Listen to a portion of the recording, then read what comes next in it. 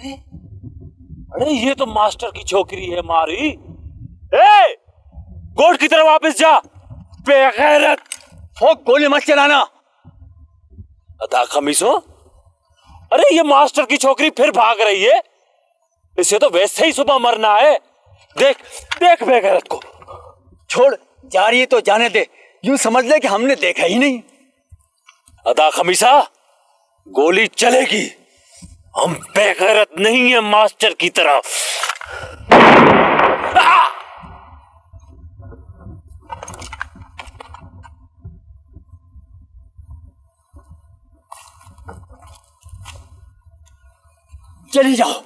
चली जाओ इस बेदार नगरी से। यूं समझ लो कि मैंने तुम्हें देखा ही नहीं।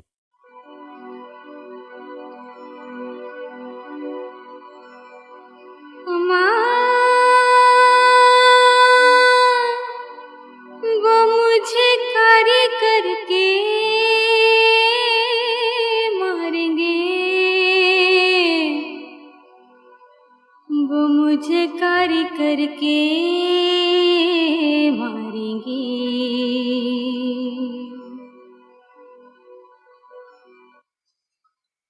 तूने हमारी सदियों पुरानी रवायतों से बगावत करके अच्छा नहीं किया मास्टर। हम सब की इज्जत और गैरत का सवाल है। तू हमसे अलग तो नहीं है। मारवी अगर बेगुनाह होती तो कारी होने से यूं न भागती। शर्म कर मास्टर, तूने रातों रात अंधेरे में अपनी बेटी को भगा दिया। सारा कोर्ट कह रहा है फोक को खमीसे ने तुम्हारे कहने पे कत्ल कर दिया। छोकरी को कहाँ भेज दिया है तूने मास्टर? हाँ मास्टर, बता दे, अब भी वक्त है। तेरी छोकरी कहाँ गई?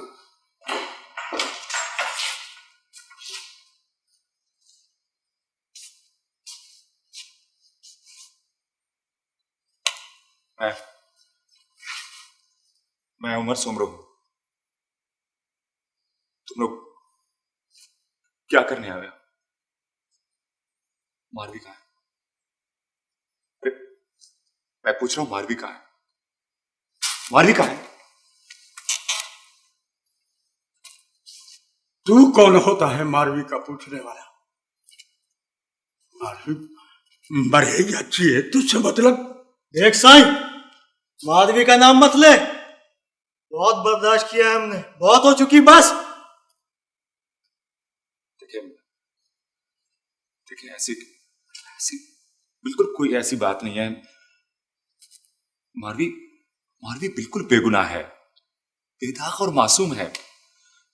मैं आज भी मारवी का एहतराम करता हूं। मेरे दिल में उसके लिए बहुत इज्जत है और यकीन जानिए मेरे और उसके दरमियान ऐसी कोई बात नहीं जिसकी वजह से आप लोग मारवी को सजा दे रहे हैं। तो बिल्कुल बेकसूर है। देखिए उसे सजा मत दें। वो खुद मेरे साथ नहीं गई है, बल्कि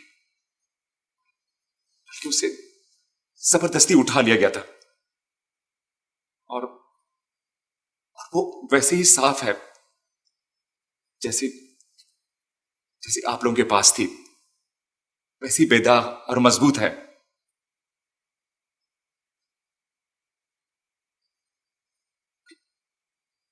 आप लोग क्या समझते हैं?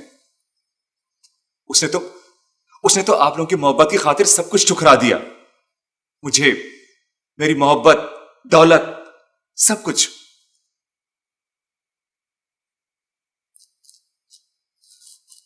आखिर आप लोग बताते क्यों नहीं? मैं मारवी का पूछ रहा हूं।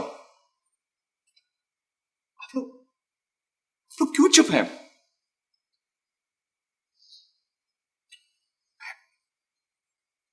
मैं तुम लोगों से पूछ रहा हूं, मारवी कहां है?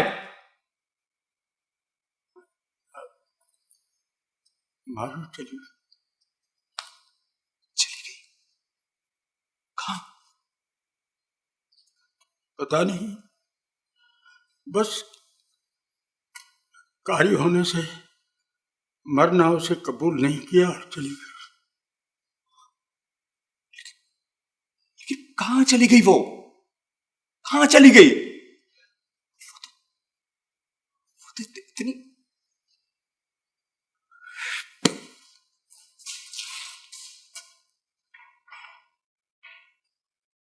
मसला ये नहीं है खमीसा, मास्टर की छोकरी एक बार फिर भाग गई है, और न ही इस बात की कोई अहमियत है कि तूने मेरे कमदार को कत्ल किया है।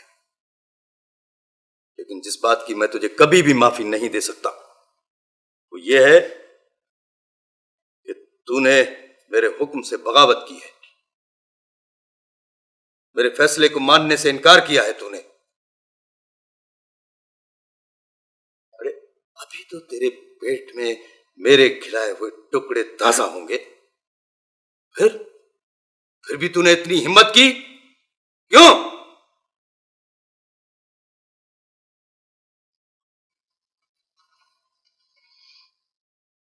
मेरे सवाल का जवाब दे खमीसा। सरकारी अदालत तो तुझे फौक के कत्ल की सजा देगी ही, लेकिन यहां पहले मेरी अदालत में मुझसे बगावत का हिसाब दे तू। बोल, इतनी जुर्रत कैसे हुई तुझे? बोल। ये सब नहीं होगा हमसे, जुल्म भी हम पर हो और गोली भी हम पर चले, नहीं, ये सब नहीं होगा। अरे अपनी हैसियत को पहचान, अपनी हैसियत को पहचान खमीसा। तो टक्की का भी नहीं है तू। जी साईं। फिर मेरे हुक्म से बगावत की सजा जानता है तू? जी साईं, जानता हूं। इनकी तरफ देखो, इनको देखो, ये सब मेरे वफादार हैं और मेरे एक इशारे के मुंतजिर हैं ये। अगर मैं इनको इशारा कर दूं ना तो ये तेरे टुकड़े टुकड़े करके चील कौवों को खिला देंगे, लेकिन इनकार नहीं करेंगे। तू भी इन्हीं में से है, इन्हीं में से है तू, और इन्हीं की तरह बन। खमीसो सच कहता है हाकिम साईं, जुल्म भी हम पर हो और सजा भी हमको मिले, आखिर क्यों, कब तक? ये तेरा चोरा है अरब? जी सर। देख रहा है कितनी लंबी जबान हो गई है इसकी। सर, मैं माफी चाहता हूं इसकी तरफ से। इसको जमाने की हवा लग गई है सर। इसका बाप भी तेरा गुलाम है सर। जमाने की हवा नहीं लगी है इसको, इसको इस मास्टर की हवा लगी है। क्यों मास्टर? मगर हाकिम साईं, मास्टर बेचारे का कसूर क्या है? हमारे बच्चे भी इंसान की औलाद हैं, 2 लफ्ज इल्म के उनका भी हक है साईं। अड़ जाएंगे तो हमारे जैसे हैवान बनने से बच जाएंगे। मास्टर तो बकवास बंद कर। मैं जानता हूं तुम सबके दिमाग में क्या चक्कर भरा हुआ है। तुम लोग 2 टके के लोग मेरे सामने जबान चलाते हो।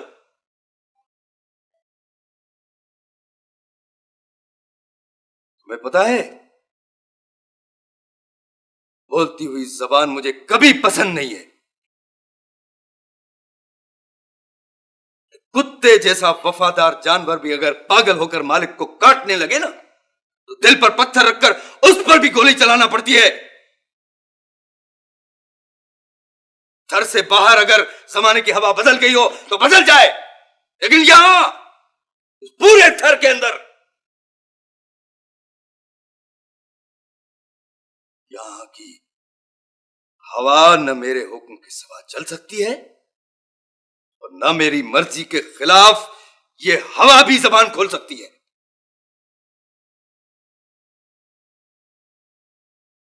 क्यों मास्टर,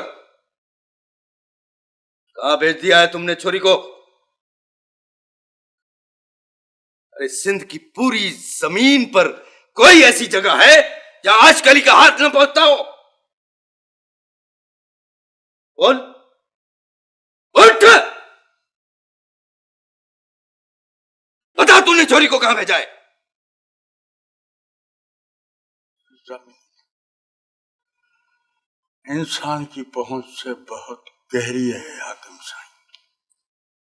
लेकिन साईं, मारवी का आखिर कसूर क्या है?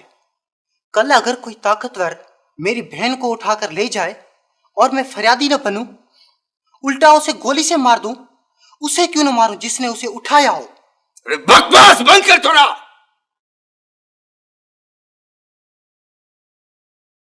तुम्हारा कसूर नहीं है, मैंने ही तुम लोगों को ढील दी हुई है। मैंने तुम लोगों के गले में जंजीर तो डाली है, लेकिन उस जंजीर को कभी खींचा नहीं है मैंने। तुम सब 2-2 टके के लोग मेरे सामने जबान चलाते हो, आंख उठाकर देखते हो मुझे, बकवास करते हो।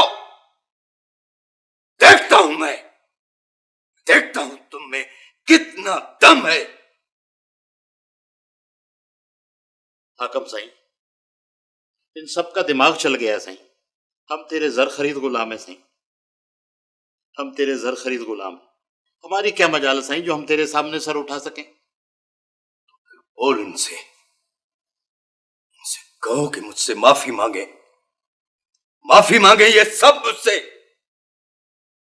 अरे माफी मांगो साईं से, माफी मांगो हाकिम साईं से। क्यों मालिक का नमक हराम करते हो? अरे इसके सिवा हमारा कौन है? क्यों दुनिया और आखिरत खराब करते हो अपनी? अरे माफी मांगो साईं, इनको माफ कर दे साईं, माफ कर दे।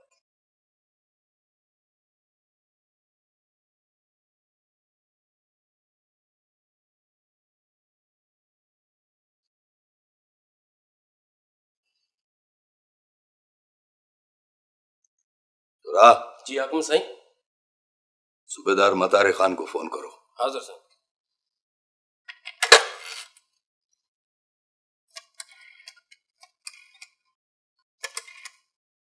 हेलो, मतारा खान, हाकिम साहब से बात करो। हेलो मतारा खान, मेरे कंधार का कत्ल हो गया है, फोक का। कातिल यही है मेरे पास। हाँ, अभी पहुंचो, अभी।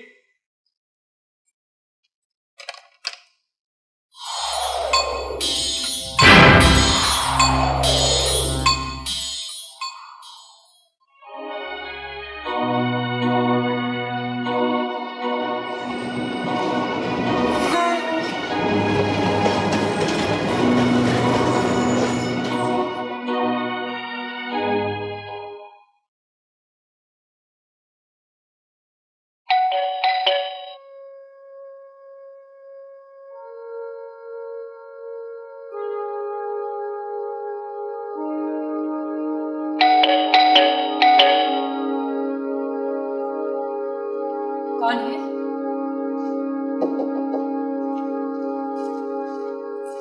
कौन है? मारवी? मारवी, आओ अंदर आओ।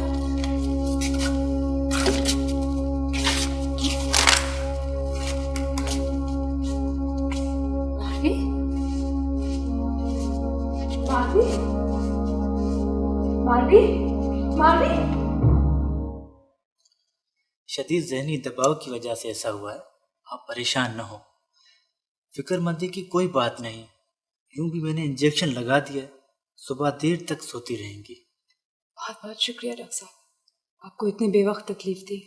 ऐसी कोई बात नहीं, डॉक्टर और पड़ोसी होने की हैसियत से ये मेरा फर्ज था। Thank you. चलता हूँ।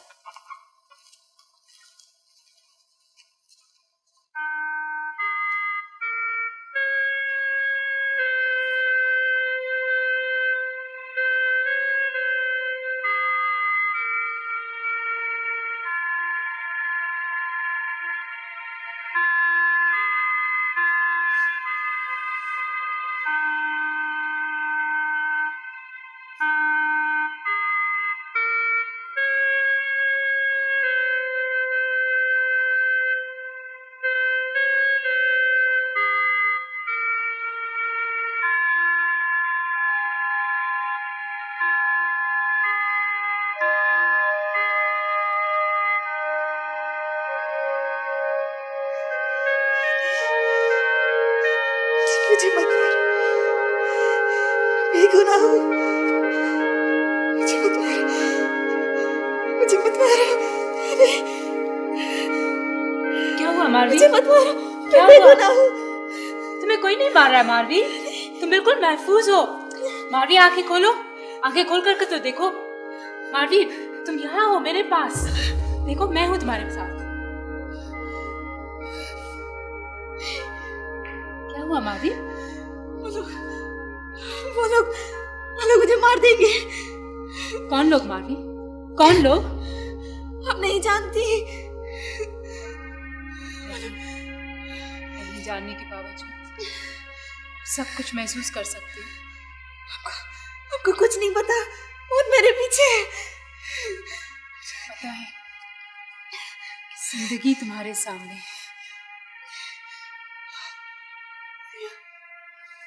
यहाँ कोई आ तो नहीं जाएगा? आप किसी को बताएंगे तो नहीं मैं यहाँ हूँ? तुम्हें मुझ पर एतमाद नहीं? जो दुख तुमने सही मैं महसूस कर सकती हूँ। ये एतमाद का ताल्लुक ही तो है जो तुम्हें खींच कर मेरे पास लाया है। मैंने आपको परेशान किया ना। दरअसल मुझे खुद पता नहीं था मैं यहाँ कैसे पहुंच गई। मैं खुद यहाँ आ गई। इतनी बड़ी दुनिया में बस एक यही पनाहगाह मुझे लगी। दरअसल वो लोग मुझे मार देंगे। अब तुम सो जाओ, तुम्हें आराम की जरूरत है। सुबह बातें करेंगे।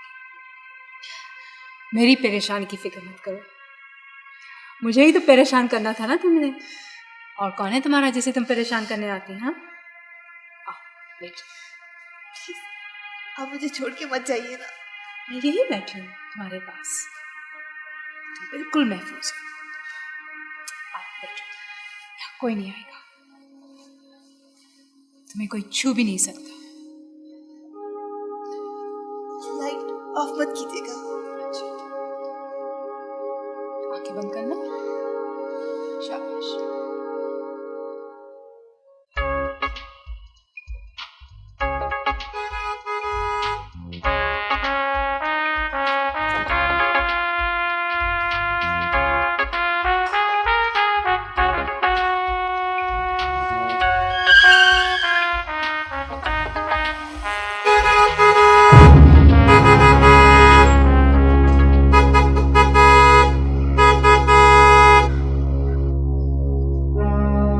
गुस्सा गाड़ी को आ रहा है कि तुमको आ रहा है?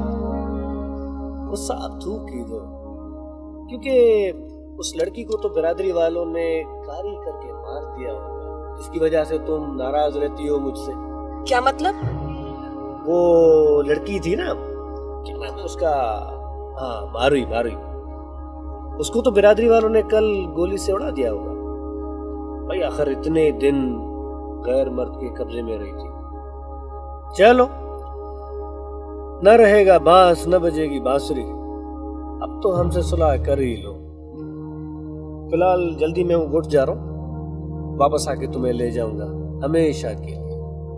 और हाँ, अब मेरे पास इनकार सुनने की गुंजाइश बिल्कुल नहीं है।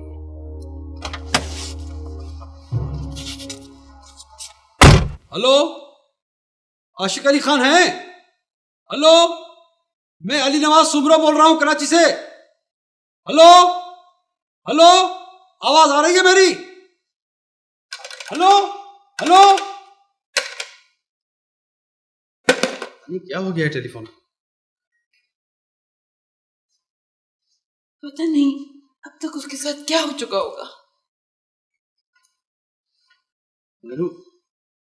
मुझे तो ये समझ में नहीं आता कि तुमने उमर को जाने क्यों दिया। क्या करती अली नवाज, क्या करती? मेरी समझ में कुछ नहीं आ रहा था।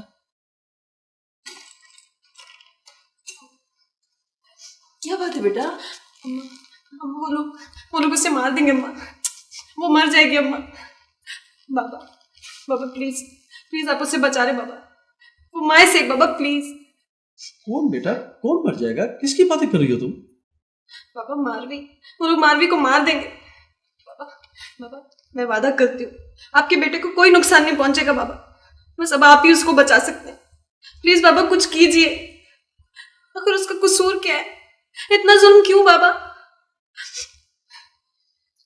बेटा तुम्हें किसने कहा है कि मारवी को मार देंगे? और फिर कौन लोग हैं जो उसे मारेंगे? ये सब फजूल बातें हैं बेटा, परेशान होने की कोई जरूरत नहीं है।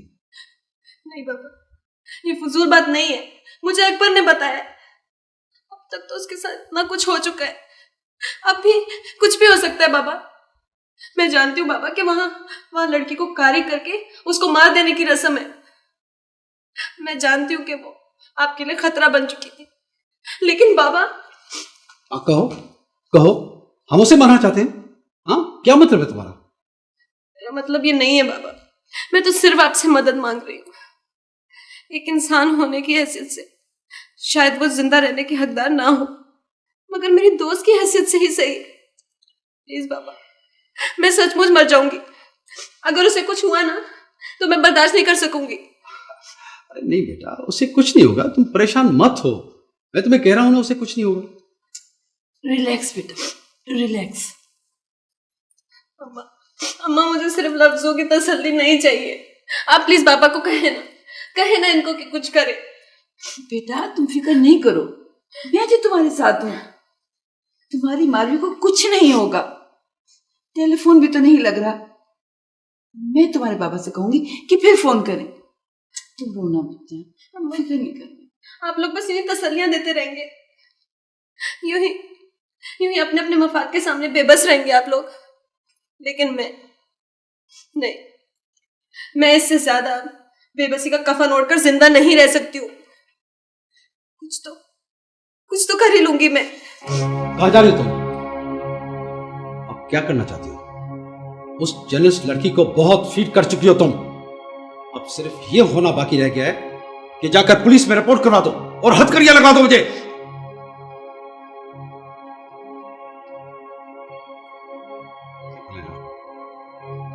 तुम अभी इंडिपेंडेंट नहीं हो, तुम्हारे पेरेंट्स मौजूद हैं और तुम्हें इन बातों का ना हक है ना अख्तियार जो हमारी बेइज्जती का सबब बने।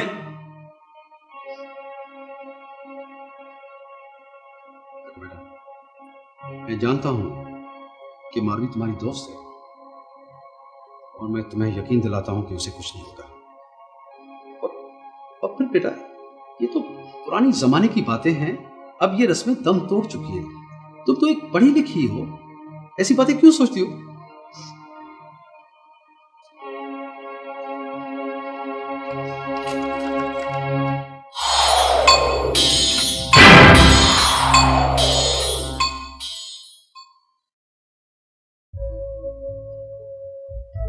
तुम्हारे आने की खुशी में मैंने ऑफिस से मुफ्त की छुट्टी ले ली है।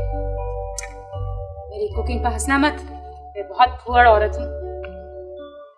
अगर कागज और अल्फाज पेट भरने का काम कर देते तो मेरे लिए बहुत सहूलत होती।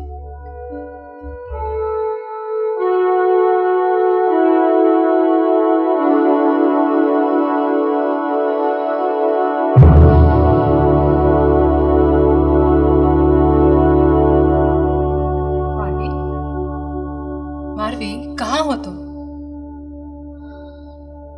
कहीं नहीं। कहीं ना कहीं तो तुम्हें होना चाहिए।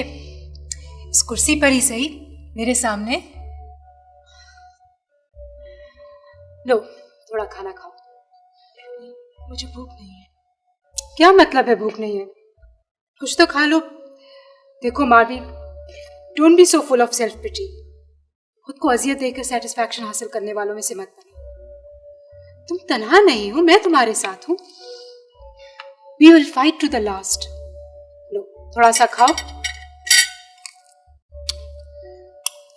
और साथ साथ मेरी कुकिंग की तारीफ भी करती चलो।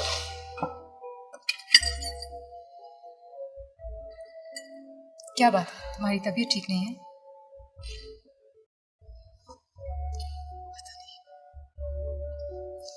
पता नहीं यहाँ तक आने का फैसला सही भी है या नहीं। शायद मुझे यहाँ नहीं आना चाहिए था। मेरे पीछे वो लोग मेरे हिस्से की सजा पता नहीं किस तरह काट रहे होंगे। अगर तुम वहां से निकल कर ना आती तो क्या तुम जिंदा होती? ये सोचा है तुमने? अगर इस तरह तन्हा जिंदा रहने का कि फैसला कि खुदगर्जी नहीं तो और क्या है। Marvi, don't be such a pessimist please. देखो, जलते जहाज से किसी ना किसी को तो पहली छलांग मारनी पड़ती है ना, उसके बाद ही तो दूसरे हिम्मत करते हैं। और फिर जिंदगी समंदर की लहरों में तो नहीं होती। ये तो महज हमारा अपना फैसला है कि हम मौत से किधर बेहतर लड़ सकते हैं।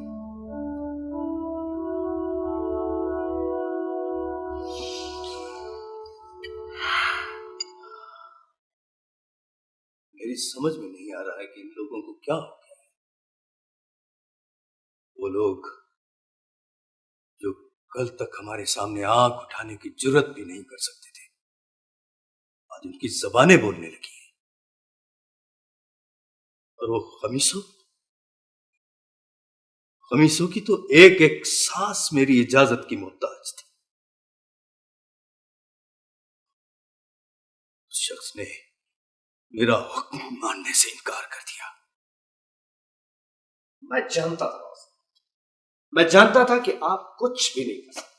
सब लोगों ने देख लिया कि हमने मास्टर, मारवी और खेत का क्या बिगाड़ा, क्या सजा दी हमने उनके किए की। किसी एक की जबान तक तो काट नहीं सके। खमीसे को भी आपने पुलिस के हवाले इतनी आसानी से कर दिया। क्या सबक सिखाएगी पुलिस उसे? और आपका वो सूबेदार मतारो खान खेत से तो इकरार जुर्म करा नहीं सका, खमीसे को क्या सबक सिखाया? ज्यादा से ज्यादा यह होगा कि वो जाके जेल में बैठ जाएगा और वो अपनी बाकी जिंदगी बड़े आराम से गुजारेगा। अकबर, अपने बाप के सामने इतनी ऊंची आवाज में बात करते हुए शर्म नहीं आती तुझे?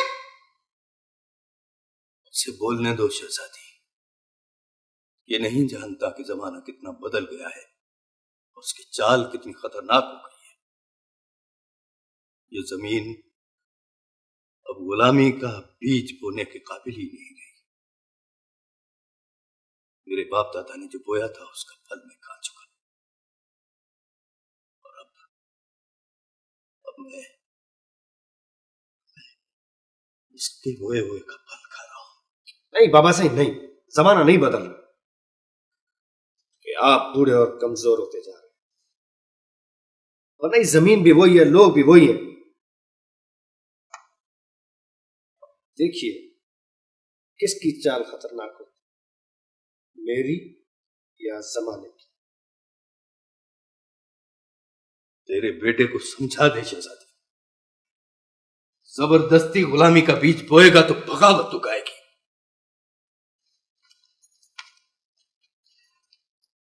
अकबर, अब और तू क्या करना चाहता है? देखो, एक ही बेटा है तू मेरा, क्यों लोगों की बद्दुआएं मेरी झोली में डालने पर तुले हुए हो? कितना डरती हूं मैं इन बद्दुआओं से। पूरी पूरी रात जाकर तेरी जिंदगी के लिए दुआएं मांगते हुए गुजार देती हूँ।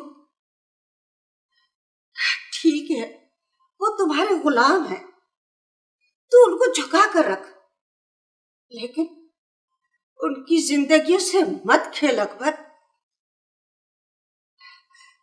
अपनी मां पर रहम कर।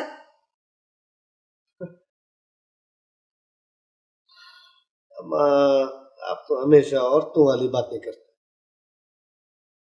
उन लोगों की तो इतनी जरूरत भी नहीं होनी चाहिए कि उनके मुंह से हमारे लिए बददुआ निकल सके। इतना भी सिर्फ बाबा साईं की ढील की वजह से हुआ, उनके मुंह में जबान थी।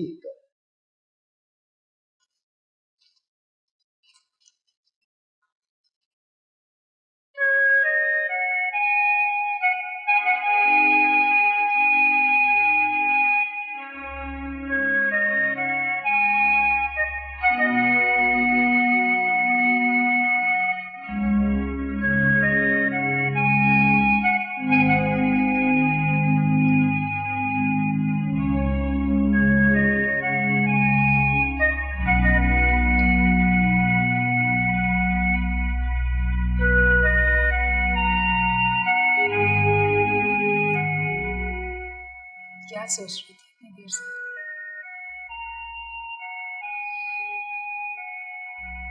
आपसे कुछ बात करनी थी।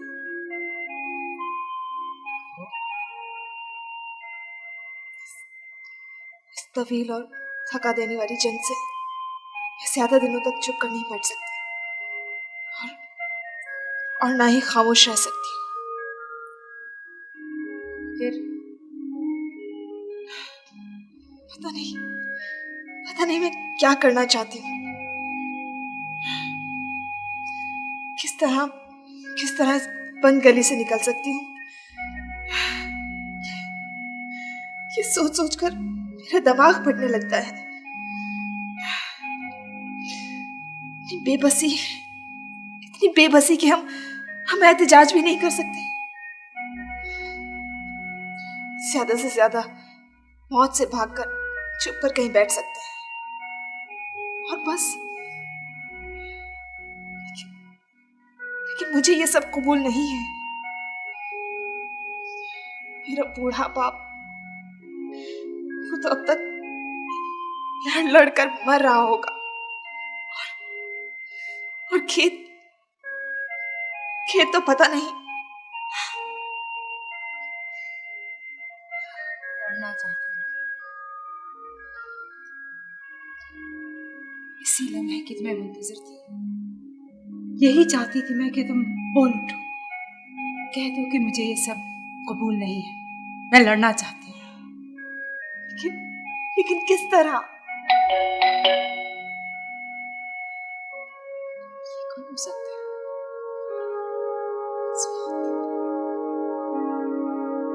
तुमने किसी को बताया तो नहीं ना कि तुम यहाँ हो? नहीं। अच्छा ठीक है, तुम बेडरूम में बैठो, मैं देखती हूँ कौन है।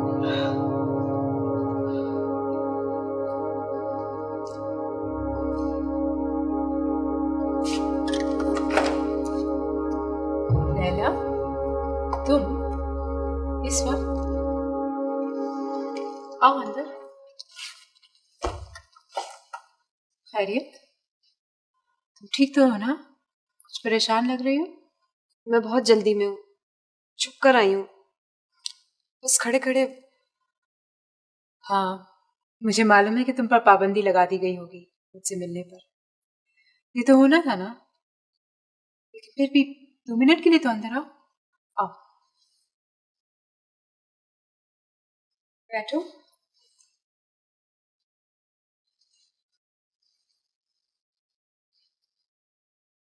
मैंने आपको कहा था ना कि मारवी अपने घर पहुंच चुकी है। कहा था ना आपसे कि आप उसकी खैरियत मालूम करें। आप तो एक जर्नलिस्ट हैं, मजबूत हैं, आजाद हैं, बहुत कुछ कर सकती हैं, लेकिन एक छोटी सी खबर दिलवाकर आप मुतमईन होकर बैठ गई। आपकी ड्यूटी खत्म हुई। या शायद आप भी दूसरों की तरह बेबस और सेल्फिश हैं। क्या हो गया? फिर कुछ? क्या कुछ नहीं हो सकता? आप जानती हैं कि वो लोग उसको मार देना चाहते हैं, एक इंतहाई घटिया रस्म के तहत। या शायद अब तक मार भी चुके होंगे और मैं और आप बस तमाशा देखते रह गए। कौन लोग हैं जो उसे मार सकते हैं?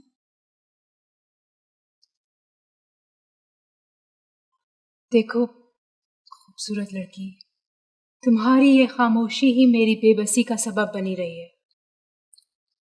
मेरी ये खामोशी मेरे लिए अजाब बन गई है। मैं अब थक गई हूँ अपने आप से लड़ते लड़ते। मुझे तो अपने घर में यूं महसूस होने लगा है जैसे मैं दुश्मन कैंप में हूँ, उन्हीं लोगों के साथ जीने और मरने पे पाबंद हूँ जो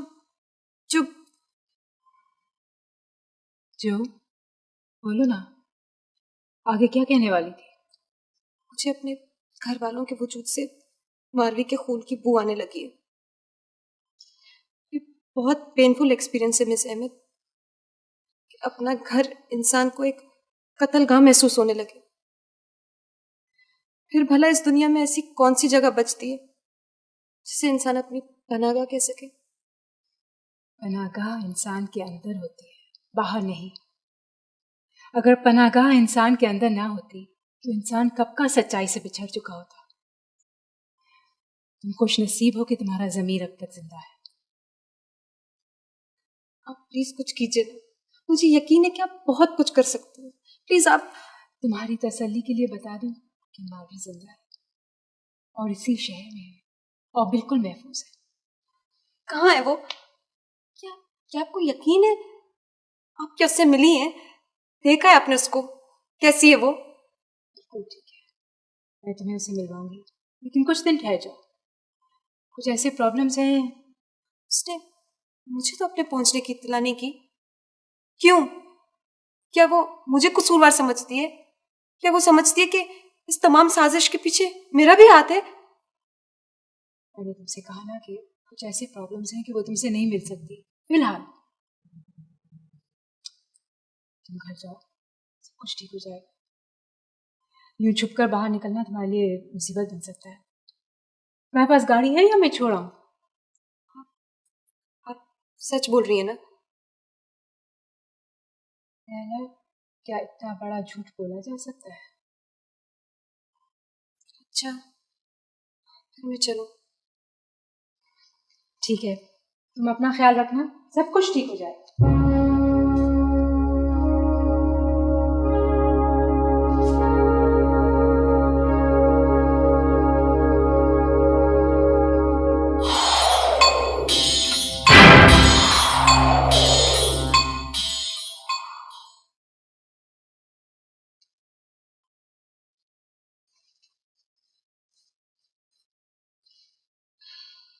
दरअसल वो इतनी जज्बाती और मासूम सी लड़की है कि मुझे डर था कि जज्बात की रोह में आकर वो कहीं घर पे कुछ कह ना डाले, जिससे उन लोगों को पता चल जाए कि तुम कहाँ हो।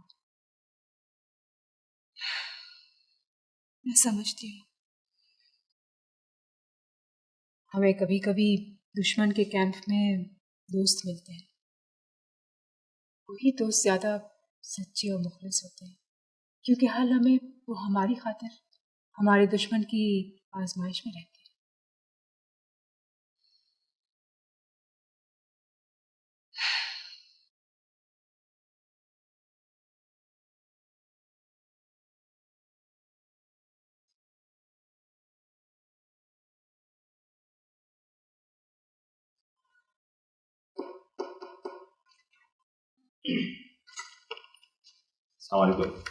वालेकुम सलाम।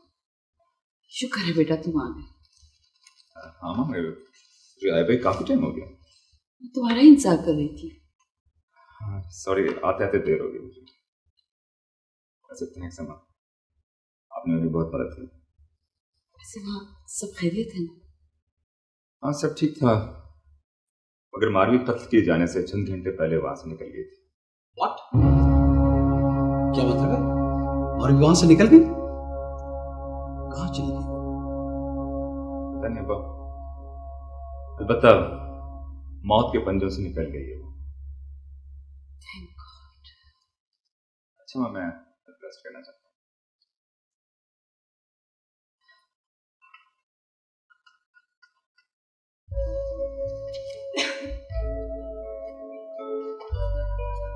कभी हम में तुम में करार था, तुम्हें याद हो कि न याद हो, वही वादा यानी निभाह का, तुम्हें याद हो कि न याद हो। हेलो अजनबी। तुम कब आए? मेरा ख्याल था कि तुम नहीं आओगे। तुम बुलाओ तो कौन इनकार कर सकता है। और शायद ये खुशफहमी भी थी कि 10 साल पहले की हुई फैसले तो तुम पछता रही हो, इसीलिए बुलाया मैं। बिल्कुल वैसे ही, हाँ जरा भी नहीं बदले। तुम बहुत बदल गई, पहले से ज्यादा खतरनाक। प्रैक्टिस कैसी चल रही तुम्हारी? हाँ से मशहूर वकील बन गए हो। हाँ, आपके सामने सरवाइव करना था। जब आप इतनी मशहूर जर्नलिस्ट हो गई तो नहीं घूमना क्यों रहता। बीवी कैसी है तुम्हारी? बस ठीक है, लेकिन अब भी आपको कोसती रहती। उसे यकीन नहीं आता ना कि 10 साल हो चुके हैं, तुम उसके हक में दस्तबरदार हो चुकी हो, तो कई बरस मिलती भी नहीं हो। तुम अब तक उसे यकीन नहीं दिला सकती। यार इन औरतों का कुछ। अच्छा बस, अब औरतों को कोसने की जरूरत नहीं है। हाँ अच्छा खैर कहो, इतने बरसों के बाद क्यों याद किया? I need your help. मदद करोगे मेरी? किसी गरीब को कत्ल कर दिया, कौन खुश नसीब। मजाक मत करो, प्लीज बी सीरियस। ओके, कहो।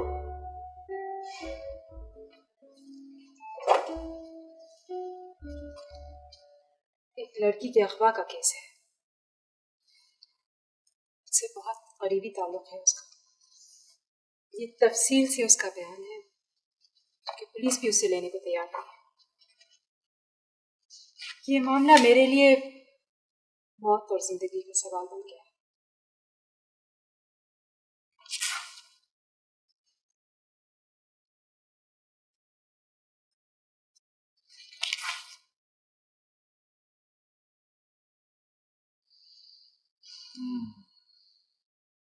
इनकार मत करना।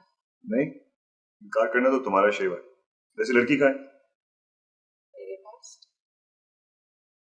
सफिया, ये जिन लोगों से तुम उलझना चाह रही, जानती हो कितने मजबूत?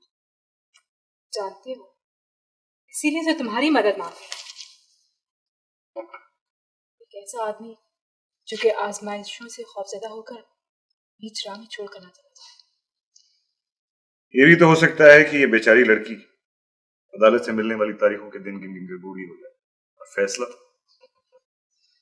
वैसे भी यहाँ लड़कियों के फैसले अक्सर बदनामी और खौफ के दबाव में आकर रास्ते में ही दम तोड़ देते। लड़कियां बयान बदल देती हैं। मैं जानती हूँ फैजी, मैं भी इसी सिस्टम में सरवाइव कर रही हूँ जिसमें तुम। मैं जानती हूँ कि गवाहों और वकीलों की मिली भगत से अक्सर बेगुनाह फांसी के फंदे में लटका दिए जाते हैं।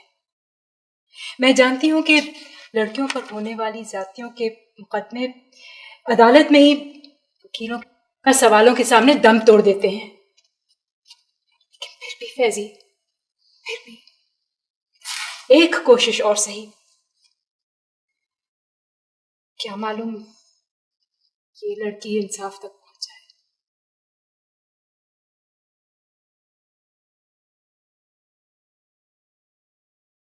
अच्छा ठीक है, मगर ये केस बहुत कॉम्प्लिकेटेड।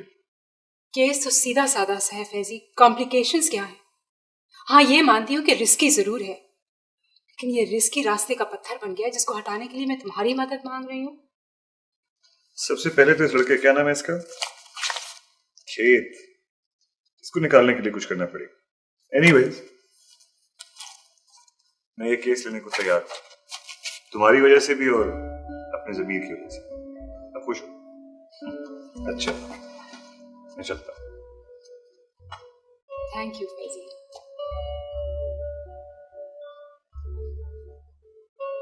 तुम अभी बहुत खूबसूरत हो।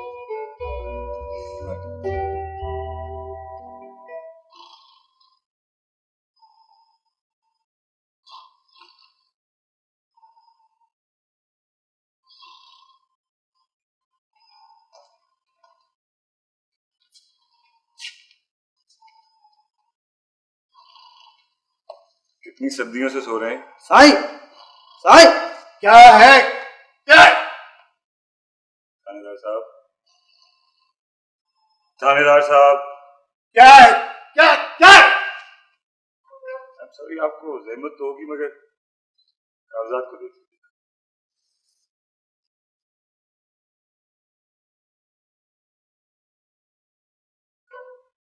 क्या? खेत का वकील, आप जरा खेत को बुला दीजिए, ये जल्दी। सर आप बैठो तो सही सर। नहीं थानेदार साहब, मैं बैठूंगा तो आप मुझे भी मार दिए केस के अंदर। नहीं सर, ऐसी कोई बात नहीं है सर। आप तो सर आप तशरीफ तो रखें। नहीं नहीं, आप जरा उसको बुला दीजिए।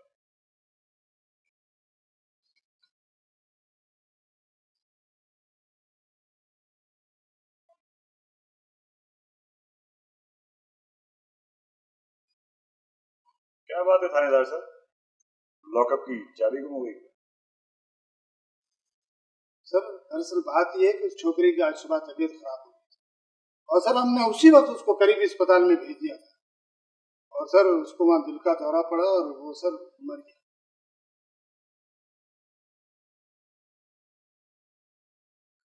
सूबेदार साहब, वकील साहब, मेरे बेटे खेत का पूछ। हार्ट फेल हो गया या आप लोगों ने टॉर्चर की मार दिया? नहीं सर, नहीं ऐसी सर कोई बात नहीं है सर। ये देखिए सर, डॉक्टर का सर्टिफिकेट, ये सर।